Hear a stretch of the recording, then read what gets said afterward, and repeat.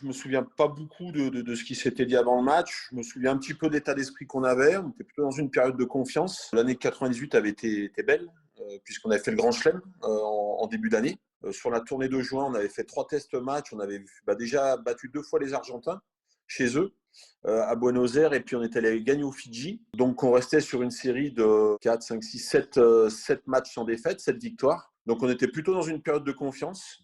Les Argentins à l'époque, ils avaient vraiment ils avaient des hauts et des bas. On savait qu'on pouvait se faire piéger. On nous avait évidemment parlé de Nantes. On se souvient qu'ici même, il y a 6 ans, nous avons commenté un match entre la France et l'Argentine, et pour avoir pris de haut les Argentins, les Français avaient perdu. Donc attention. Au moins sur le ton de la plaisanterie, on avait peut-être dû un peu parler de ce match-là. On aurait pu peut-être se faire piéger ce jour-là, parce que je me souviens qu'à la Beaujoire, le début de match il faisait assez beau. Ensuite, il s'était mis un petit peu à pleuvoir. C'est vite des temps un peu piégeux, ou si on entame mal le match, ou si ça se passe pas très bien, ou si on marque pas les premiers, ça peut vite tourner un petit peu au cauchemar, à une perte de confiance. Et puis derrière, en face, forcément, la confiance change de camp, et l'équipe en face résiste encore un peu plus. Mais pendant longtemps, l'équipe de France a eu l'image d'une équipe capable de passer à travers contre quasiment n'importe quelle équipe, et capable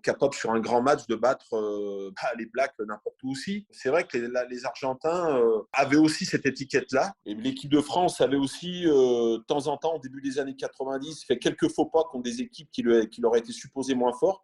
Je me rappelle aussi, je crois, de la Roumanie à Auch en 90. Donc, on était prévenus de ça, mais encore une fois, on restait évidemment toujours très vigilant contre les Argentins. On pensait quand même avoir une petite marge de sécurité contre eux, mais il fallait aussi sortir un vrai bon match, parce qu'en cas de non-match de notre part, on pouvait passer à la trappe, quoi.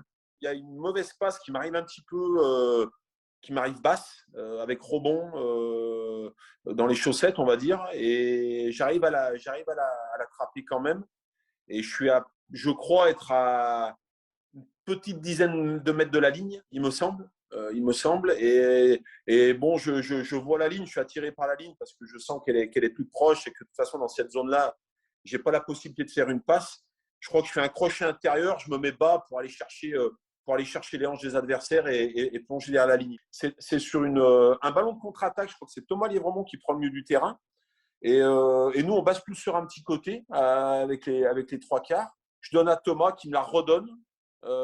Et puis je vais finir en coin avec Ficha, enfin avec Augustine Pichotte qui a mes trousses, et je vais aplatir en coin. Je pense que j'étais heureux, j'étais certainement très heureux de ma prestation et de le fait d'avoir remporté le match. De toute façon, quand on sort victorieux d'un match de l'équipe de France, le sentiment d'abord, il est la fierté d'avoir porté le maillot et d'avoir gagné un match avec le maillot bleu. Ça, c'est important. Le travail accompli avec un match qui n'était pas le plus abouti de nos matchs, mais on avait fait quand même le taf contre les Argentins. Je ne restais pas indéfiniment ou des heures sur ma prestation, hein. Je pense que j'ai apprécié le moment pendant la soirée, le lendemain, mais je pense que rapidement, j'ai dû me projeter sur l'Australie, parce que je savais que j'allais certainement enchaîner, même s'ils n'avaient pas donné l'équipe, mais je savais que j'allais enchaîner l'Australie, et je pense que j'étais plus concentré ensuite dès le dimanche après-midi, le lundi matin sur l'Australie, que de rester sur ma prestation de l'Argentine, quoi.